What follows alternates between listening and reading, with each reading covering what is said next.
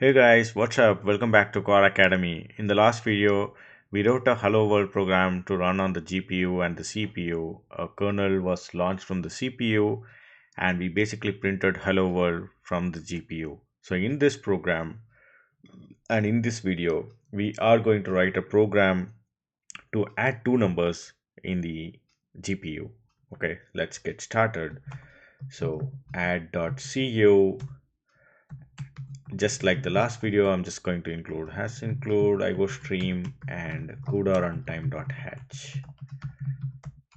Okay, so let's just that the CUDA kernel will basically have a global keyword, and we are going to add two numbers in the GPU, which is called int a and int b. In the hello world program, we did not have any arguments to this kernel, whereas in the add kernel we are passing two parameters. So what we are going to do here is basically we are printing a result which is, let's say, in c equal a plus b, and basically we do the addition and store the result in c, and we also print the result in the GPU. Let's write the main function. So what we will do is let's declare two variables to get the std out, enter number 1, and let's get the number a. Let's get the second number, enter number 2, std in, which basically gets the number and stores the value in b. And then now at this point of time we have both the numbers in variables a and b, so it's time to call the kernel. Okay, so the way to call the kernel is first use the kernel name and then three angle brackets 1 comma 1 as we did in the last video, and then just like the way we call the function, we use these parentheses. Okay, and in order to wait for the GPU to execute, we call CUDA device synchronize function. Let's go and compile this. nvcc add.cu -o add. Okay, so it's reporting an error because we did not pass the parameters. Now let's go and add these. So in the last video, we did not pass any parameters while calling the hello world kernel. Now we wrote a kernel that accepts two arguments. So we'll have to pass these two arguments, which is basically a and b from the main function. Now let's go and compile again. So this time it compiled cleanly. We will go and run this add program. It's basically asking us to enter the number 1. Let's give 100, and number 2, let's give 25. We'll see. So you can see the result in GPU is equal to 125, which is basically nothing but 100 plus 25 is equal to 125. Okay, now what if we want the result back in the main function after the GPU executes the addition? So now let's go and modify this function. Instead of modifying that function, we'll basically do something like add2.cu. Let's go and open this, and now what we will do is we'll basically have to add the number and get the result back in the CPU. So what we'll do now is we will need a pointer. We need a pointer to get the result back. So basically what happens is the CPU and GPU has its own memory. So we'll have to allocate a memory in the GPU, and the GPU stores that memory, stores the added value in the GPU memory, and we copy the value from GPU memory to CPU memory. So let's go and see. So what we'll do is, this is C underscore GPU, and we also have C underscore CPU. So we have a variable. This is a CPU variable. CPU variable. This is basically a pointer to the GPU memory. Now let's look at the way to allocate memory in the GPU space.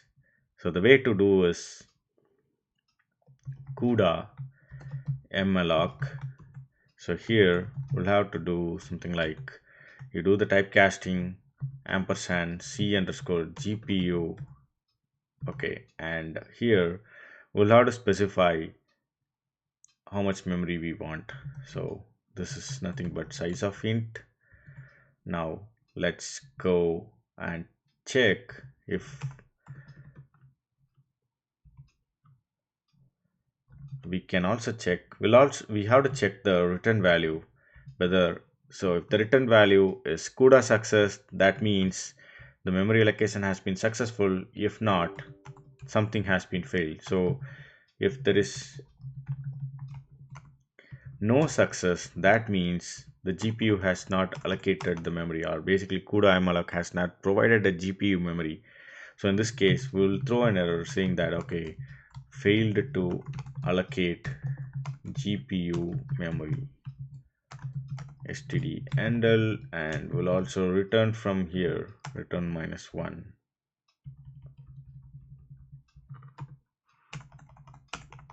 Okay, now what we will do is, so now that we got the memory in the GPU, so we'll also have to pass this memory. Let's change this function. So since this is a pointer, we'll have to do int star c, and what we will do is star c is equal to a plus b. Here we'll have to print asterisk c.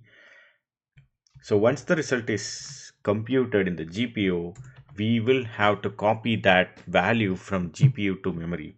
So now let's also add a comment here, allocate memory in GPU. Now once the result is done, copy value from GPU memory to CPU. So that is basically done using CUDA memcopy. Okay, so first we will have to give C underscore CPU. This is basically the destination, or where the value has to be copied, and this is basically from where the value is coming from, which is C underscore GPU. We'll also have to specify the size of the copy, which is nothing but size of int, and then we will also have to specify CUDA memcopy device to host. If there is some failure, not equal to CUDA success. If the memory cannot be copied, then we'll get a error code. So in that case, we will print an error, CUDA error, so std error, failed to copy from GPU to CPU. Okay, at this point of time, let's do free of the CPU C underscore GPU and return -1.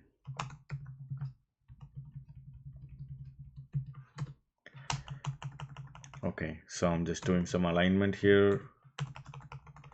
Okay, so now that we copied the value from GPU to CPU, let's print that value, result in CPU is equal to, which is nothing but C underscore CPU stdendl. Let's go and run this program. So first let's compile this program, nvcc add2.cu -o add 2.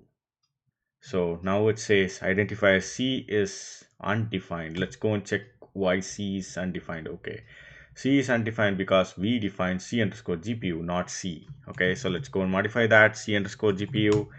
Let's go and recompile Okay, now that it has created the add to executable properly, let's go and run that. Add to, let's this time let's give 25 as number one and number two as 45. Let's see what happens. So resulting GPU is equal to 70. So the GPU has printed its result first, and then we do the mem copy from the GPU to CPU.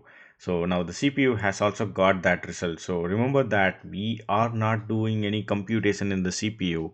So we did not do anything like C is equal to A plus B. We actually did the math in the GPU, printed the result in the GPU, and then we also passed that value to the CPU using memcopy, CUDA memcopy. So let's go and take a look at the function again. So you can see here, let me open that so that you can see clearly using different colors. Okay, so this is our kernel. We are just doing the addition of two numbers, asterisk c is equal to a plus b, and then we are also printing the result here. And this is basically, this piece of code gets executed whenever we call this kernel here. Okay, this is basically launching and passing all the arguments to the kernel. Once the kernel has completed its execution, we are actually copying from the C GPU memory, which is basically nothing but this star C here. Okay, that's what we are passing here as a third argument. C underscore GPU gets translated to star C. We can have basically any variable name here. Okay, doesn't need to be C underscore GPU here. We can also give C underscore GPU. There is nothing wrong in doing that. So it copies the value from C underscore GPU memory to C underscore CPU. So here we just have a variable. So we'll have to pass the address. So in order to create the address, we'll have to basically do the ampersand here. And how much memory to copy? It's basically an integer amount of memory, which is basically 4 bytes. And we'll also have to pass an argument to the CUDA mem copy. Here the copy is basically from the GPU to CPU.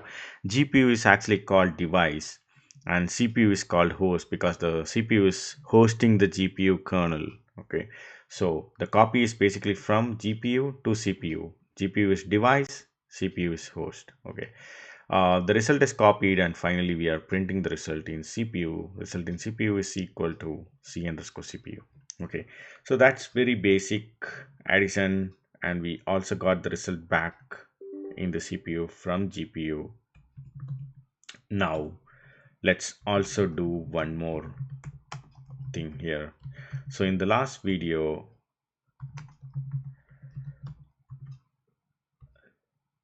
I told you we'll basically use 1 comma 1 here in the kernel. Now let's go and modify that to 1 comma 4 and see how this output differs. So nvcc add 3.cu dash o add 3. So the only difference that we did is in add 2 we had 1 comma 1, whereas in add 3 we have 1 comma 4. Let's go and compile this program. Let's run this add 3. Let's give 10, number 2 as 20. You will see the result in GPU has been printed 4 times, whereas the CPU has printed only once. You would be wondering why the GPU has printed 4 times. That's nothing but the parameter we passed. Okay, so you see add 3.cu, we actually passed 1 comma 4 here. Okay, so which means that the GPU has executed this kernel 4 times. Now let's go and modify that to 8 and see how. So let's go and compile this program again. Let's run that dot slash add 3. Let's give this time 15 and 40. So you can see result in GPU has been executed 8 times. Okay, so I still have not provided the details of what those two numbers are, but I'm just giving some information about that. When you modify that number, you will see that the GPU executing the kernel multiple times in the upcoming videos. I will tell what those two numbers are, how you can use these two numbers to do parallel computation in GPU, and how you can write your program efficiently and do parallel computing. Okay, so if you like this video, subscribe to this channel, share this contents with your friends. I will come back on CUDA programming with yet another interesting video. Till then, signing off. Bye.